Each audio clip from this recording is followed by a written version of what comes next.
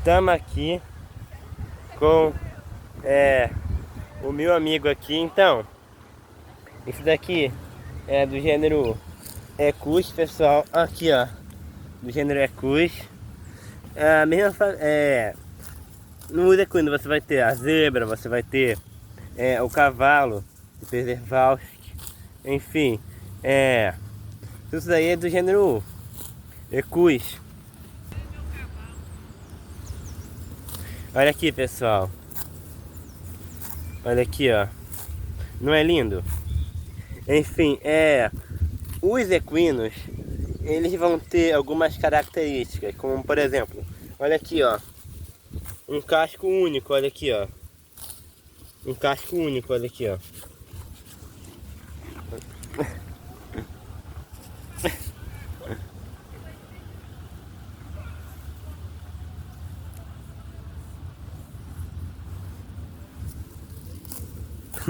Vão ter um casco único por membro e dentes altos adaptados a gramas abrasivas.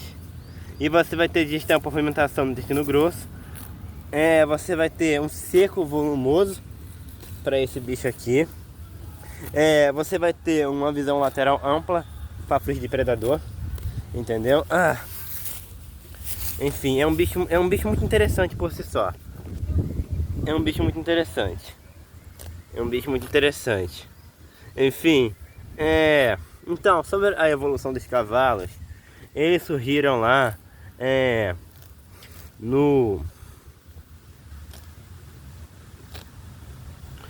Eoceno. Eu tava tentando te lembrar, no Eoceno, há 56 a 34 milhões de anos atrás, lá na América do Norte. E tipo, a linhagem se diversificou e migrou para Eurásia e África via ponte terrestre com Bering. Mas acontece uma coisa, pessoal. Você pensa que não, o bicho ele vai vir da Ásia para a América do Norte, mas não. Com os cavalos foram o contrário, tá?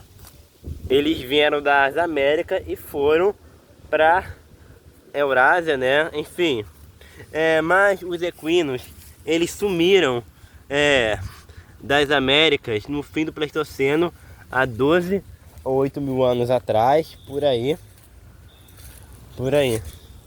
Aqui, esse cavalo aqui já é adulto, ó, pessoal. Eu tava ali com um filhote, mas isso daqui já é um adulto, ó. Aqui já é um adulto, tá? Enfim, e tipo, eles só retornaram às Américas com a introdução europeia, né? Aí você não vai ter cavalos selvagens de verdade, você vai ter cavalos feurais que foram tipo introduzidos. Esse daqui é um filhote, ó. Que foram introduzidos pelos europeus que soltaram aqui.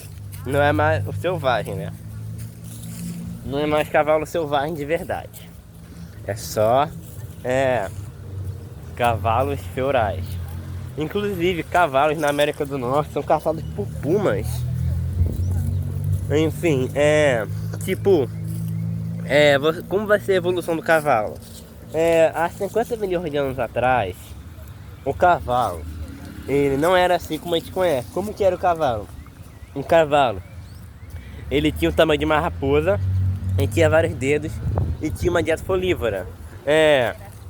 Tipo, no Oligoceno, você já vai ter um aumento de tamanho, né?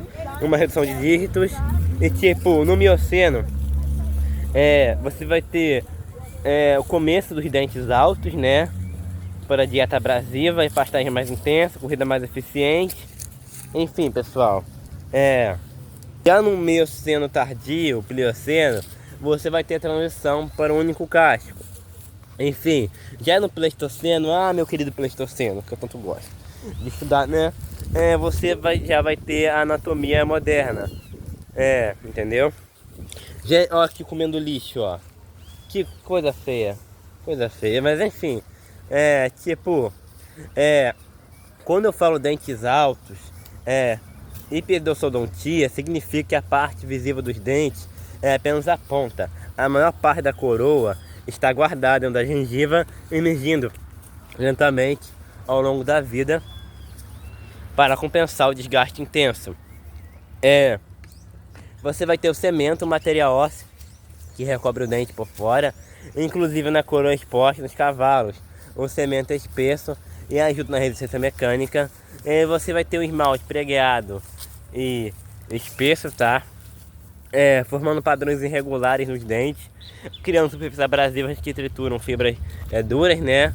Enfim, como o esmalte, a dentina e o cimento se desgastam em velocidade diferente, a superfície mastigatória fica cheia de cristas, vales, funcionando como uma lixa, né? Enfim, a função vai ser triturar gramíneas, como você está vendo aqui, ó. Não era para comer lixo, o bicho não era para comer lixo, mas não tem como tirar da boca dele, senão vai ficar ruim para mim. Enfim, não era para comer lixo, mas fazer o quê? Não posso interferir, não é meu cavalo, quem tem que cuidar é o dono. Não posso interferir, desculpa, gente. Ele vai comer gramíneas ricas em sílica, fortilica, entendeu? Então, a sílica fortilica é micropartículas duras de dióxido de silício e misturado a poeira e areia em ambientes áridos. O que se um animal que não tem uma adaptação igual um cavalo passasse por isso, cara, iria destruir rapidamente os dentes, com uma dentição braquidonte, com coroa baixa, herbívoros e folívoros. Se tivesse uma coroa baixa, dentes baixos, os dentes seriam rapidamente destruídos, tá? Enfim, mas graças às adaptações, os cavalos não têm sido destruídos pela sílica fortilica, né? E também restos de minerais, né? Poeira, areia, essas coisas. Se eles não tivessem adaptações, eles iriam sofrer, velho. Enfim, você vai ver aqui. Será que eu pisei? Nossa, esperando não ter pisado um pouco. Enfim, você vai ter membros adaptados, você vai ter o alongamento dos metapódes, você vai ter uma fusão, redução dos metacarpos, dos metatarsos também, laterais, metacarpos e metatarsos laterais vão ter uma fusão, uma redução. Você vai ter tendões elásticos que economizam energia no galope, tá? Você vai ter um campo de visão amplo com olho lateral, boa detecção de predadores. Porque esse bicho aqui há milhares de anos atrás era caçado por dente de sabre, entendeu? Então, uma visão lateral ajudava ele a detectar dente de sabre. A crina também protege o pescoço. Enfim, esse bicho aqui, ele corre muito, tá? Ele tem uma grande capacidade aeróbica, ele vai ter uma termorregulação eficiente, ele vai ter uma fermentação pós-grástica, enfim, ele vai comer, como pode dizer, de pouco em pouco, ele vai comendo pouco em pouco, até ele comer bastante, é basicamente isso, velho. Uma fermentação pós-grástica, né? Ele vai comendo pequenas porções, tá? Olha aqui, o cavalo, ele não come grandes porções de uma vez. Ele vai comendo pequenas porções. É isso mesmo. Sobre o gênero Equus, você vai ter o cavalo doméstico com 64 cromossomos. Você vai ter o cavalo de Przewalski com 106 cromossomos. Você vai ter as zebras. Cruzamento com cavalos. Se você tem ali um asno e você cruza ele com um cavalo, você também consegue cruzar ele com zebras, tá? Nasce, sério, pesquisa aí. Híbrido de zebra e cavalo, híbrido de cavalo e asno, tem, tá? Tu consegue, enfim. Tu consegue, cara. Tu consegue. Cara, eu acho que eu não expliquei muito bem a alimentação. Ele não é ruminante, tá? Ele não é ruminante. O que acontece é que ele vai comendo de pouco em pouco, tá? Ele não tem 4 câmaras no estômago igual um bovino. Ele não é ruminante. Enfim, sobre a domesticação do cavalo, sítios da cultura Botai, lá no Cazaquistão, de 3.200 a 3.000 anos, você vai ter marcas de ferro em dentes, né? resíduos lipídicos de leite de égua em cerâmica. Enfim, você vai ter indícios de cercados que funcionam como currais, sinais de manejo intensivo de ordenha, enfim. Mas estudos genômicos de centenas de milhares de cavalos antigos mostram que os primeiros cavalos manejados de botai não deram origem à maioria dos cavalos modernos. A linhagem que dominou o Velho Mundo se expande por volta de 2200 a 2600 a partir das estepes do Baixo Volga-Dom, sudoeste da Ásia, espalhando-se com carros de raia, né, e depois cavalaria, enfim. Então essa é a linhagem moderna, tá? Das estepes do Baixo Volga-Dom, do sudoeste da... Cara, esses nomes russos, eu não gosto de falar esses nomes, do sudoeste da Rússia, a linhagem que deu origem aos cavalos modernos e domesticados, tá? Enfim, os cavalos de botai, que não são os que deram origem aos cavalos modernos, tipo, parecem estar mais próximos dos cavalos de Przewalski, tá? Parece estar mais próximo dos cavalos de Przewalski. Enfim, enquanto os cavalos clássicos modernos vêm da expansão posterior das estepes ocidentais. Enfim, a pelagem, meu amigo, vai variar muito, tá? Enfim, eu vou ter milhares de pelagens, milhares e milhares de pelagens, tá? Eu vou ter ali milhares de pelagens. Muitas variantes surgem com a domesticação, seleção por estética, identificação. Você vai ter genes ligados à velocidade, MSTN, Speed Gene, né, na rádio de corridas, ossificação, metabolismo e temperamento. Enfim, você vai ter maior tolerância ao homem, tipo, plasticidade social e reprodutiva sob manejo, enfim. Como eu falei, o Przewalski tem 104 cromossomos. Não, peraí. O doméstico tem 104 cromossomos. O Przewalski tem 66. Enfim, podem ser férteis, tá? Mas o cavalo de Przewalski, o lado da Mongólia, que ainda é selvagem, tem diferenças sutis, crina mais curto, corpo mais compacto, enfim. O Przewalski vive em ambiente árido da Mongólia, enfim. O Przewalski já foi quase no último século, no século XX, mas foi reintroduzido na Mongólia graças a criadores, tipo, que conseguiram recriar a espécie. Enfim, o cavalo, meu amigo, ele vai ser muito mais útil que o cachorro, tá? O cavalo, ele vai ser, tipo, o principal animal na Segunda Guerra Mundial, tá? Na Primeira e Segunda Guerra... Não, acho que na Primeira... Não, perdão. Na Primeira Guerra Mundial, agora eu não lembro. Cara, agora eu tô sem internet, não dá pra parar aqui pra pesquisar, mas tipo...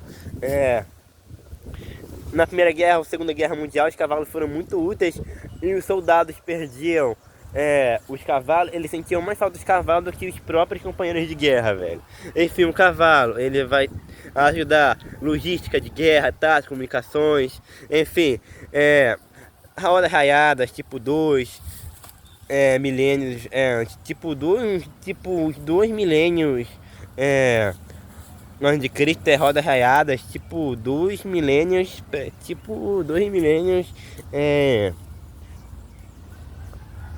antes de Cristo, por aí. Enfim, a cavalaria revolucionou até então, naquela época, né? Enfim, você vai ter agricultura, transporte, minas, correio, expresso, enfim, expresso nas Américas do século XVIII, enfim, você vai ter o hipismo, o TUF, você vai ter o manejo em ritmos e festivais, você vai ter um bem-estar, ético pro animal, né? Porque tipo, um cavalo, ele é um partidor cursorial. Então, olha aqui, ele fica assim num campo aberto, assim, ó. Ele fica assim no campo aberto.